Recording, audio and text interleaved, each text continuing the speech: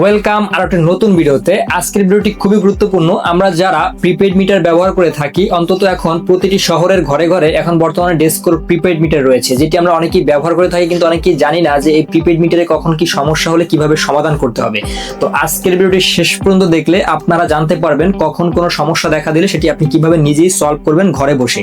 তো ভিডিওটি অবশ্যই শেষ পর্যন্ত দেখবেন, আর নতুন যদি আমাদের চ্যানেলে এসে থাকেন অবশ্যই কিন্তু আমাদের চ্যানেলটি সাবস্ক্রাইব করে দিবেন। তো চলুন শুরু করা যাক ভিডিওটি। তো প্রথমত আমাদের যে কাজটি করতে হবে, আমরা যখন আমাদের মিটারে রিচার্জ করব, অবশ্যই সেই রিচার্জের পরে আমাদের মিটারটি যদি ডিজিটাল না থাকে, অনলাইন করা না থাকে, তাহলে কিন্তু আমাদেরকে একটি টোকেন নাম্বার প্রেস করতে হবে আমাদের মিটারে যাওয়ার পরে।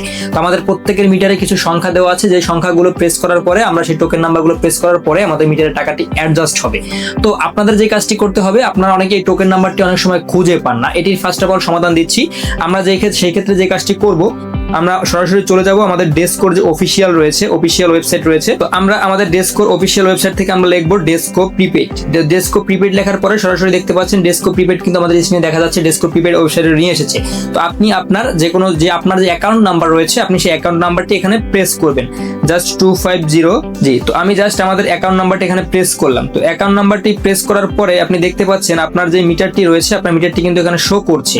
তো এই মিটারটি শো করার পরে আপনার এখানে সকল রকমের তথ্য আপনি খুঁজে পেয়ে যাবেন। আপনি কত টাকা রিচার্জ করেছেন, আপনার টাকাটি সঠিকভাবে ঢুকেছে কিনা মিটারে, সবকিছু জানার জন্য আপনার ভিডিওটি দেখতে থাকুন। তো প্রথমত আমাদের এখান থেকে যেই কাজটি করতে হবে, আমরা আমাদের যে লাস্ট যে রিচার্জটি করেছি 490 টাকা দেখা যাচ্ছে এখানে। তো এটি জাস্ট আমরা এখান থেকে আমরা টোকেন নাম্বারটি কিভাবে নিব আপনাদেরকে দেখাচ্ছি। জাস্ট এখানে ডিটেলসে আমরা ক্লিক করব। ডিটেলসে ক্লিক করার পরে এখানে সকল রকমের তথ্য দেখা যাচ্ছে, আপনি কত টাকা আপনার অ্যাকাউন্টে ব্যালেন্স পেয়েছেন এবং কত টাকা কেটে নিয়েছে, কত টাকা ভ্যাট লেগেছে, সবকিছু এখানে দেখতে পাচ্ছেন। লাস্ট অপশনে দেখতে পাচ্ছেন টোকেন। জাস্ট এই টোকেন নাম্বারটি আপনি আপনার মিটারে প্রেস করে দিলেই আপনার টাকাটি মিটারের সাথে সাথে অ্যাডজাস্ট হয়ে যাবে। এই জিনিসটি আমাদের অনেকে না জানা থাকার কারণে আমরা অনেক সময় যখন এই টোকেন নাম্বারটি খুঁজে না পাই, আমরা অনেক সময় আবার যার কাছ থেকে টাকাটি রিচার্জ করেছি তার কাছে বারবার যেয়ে বলি যে আমাকে টোকেন নাম্বারটি দেন।